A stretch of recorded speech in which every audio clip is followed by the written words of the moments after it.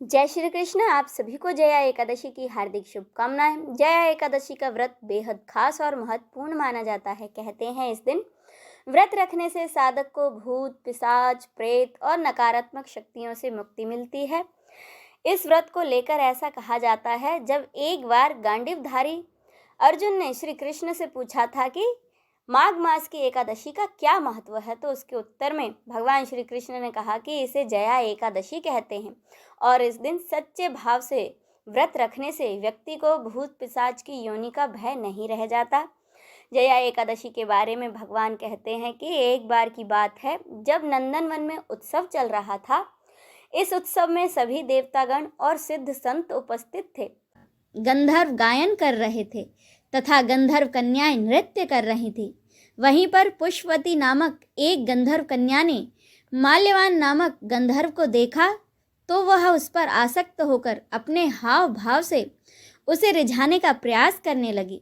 माल्यवान भी उस सुंदर गंधर्व कन्या पर आसक्त हो गया और अपने गायन का सुर, ताल सब कुछ भूल गया। इससे संगीत की लय टूट गई तथा संगीत का समस्त आनंद क्षीण हो गया। सभा में उपस्थित देवगणों को यह अत्यंत अनुचित लगा। यह देखकर देवराज इंद्र भी रुष्ट हो गए। संगीत एक पवित्र साधना है। इस साधना को भ्रष्ट करना पाप है।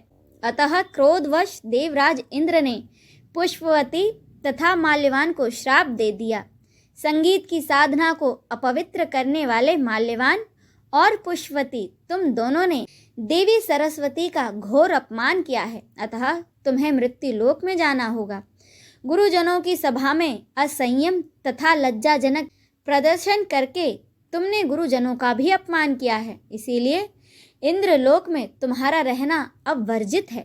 अब तुम अधम पिशाच योनि में अपना जीवन व्यतीत करोगे।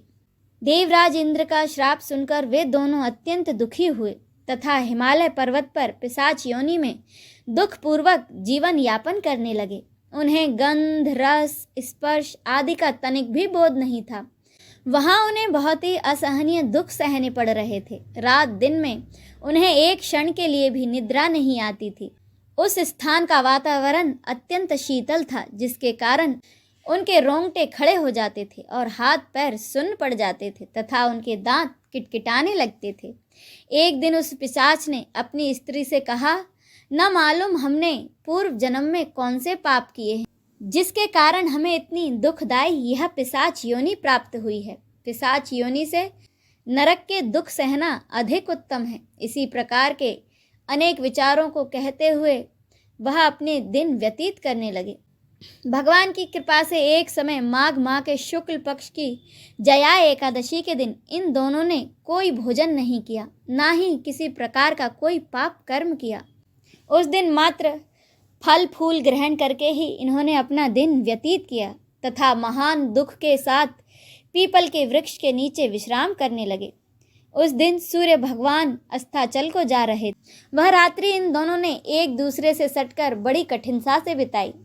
दूसरे दिन प्रातःकाल होते ही भगवान की कृपा से इनकी पिशाच योनि से मुक्ति हो गई तथा पुनः अपनी अत्यंत सुंदर अप्सरा एवं गंधर्व की देह धारण करके तथा सुंदर वस्त्रों एवं आभूषणों से अलंकृत होकर ये दोनों एक बार फिर से स्वर्ग को चले गए। उस समय आकाश में देवगण तथा गंधर्व इनकी स्तुति करने लगे। स्वर्ग लोक में जाकर इन दोनों ने देवराज को दंडवत प्रणाम किया। देवराज को भी उन्हें उनके वास्तविक रूप में देखकर बड़ा ही विस्मय हुआ तथा उन्होंने पूछा कि तुम्हारी पिशाच योनि से किस प्रकार मुक्ति हुई, उसका संपूर्ण वृत्तांत मुझे बताओ। देवराज इंद्र की बातें सुनकर माल्यवान ने कहा कि हे देवताओं के राजा इंद्र, भगवान श्री हरि की कृपा तथा जया एकादशी व्रत के पुण्य से हमें पिशाच योनि से मुक्ति प्राप्त हुई है। इंद्र ने कहा कि हे माल्यवान, एकादशी व्रत करने से तथा भगवान श्री हरि की कृपा से तुम लोग पिशाच योनि को त्याग कर पवित्र हो गए हो। इसीलिए हमारे लिए भी वंदनीय हो, क्योंकि भगवान शिव तथा भगवान विष्णु के भक्त हम देवताओं के वंदना करने योग्य हैं। अतः आप दोनों धन्य हैं। अब आप प्रसन्नतापूर्वक देवलोक में निवास कर सकते हैं। हे अर्जुन, इस प्रकार इस जया एकादशी के उपवास करने से कुयोनि से सहज ही मुक्ति मिल जाती है। जो मनुष्य इस एकादशी का व्रत कर लेता है उसने मानो सभी तप यज्ञ दान कर लिए हों। जो मनुष्य श्रद्धा पूर्वक जया एकादशी का व्रत करते हैं वे अवश्य ही सहस्त्र वर्षों तक स्वर्ग में वास करते हैं। इसी के साथ यह कथा संपूर्ण होती है।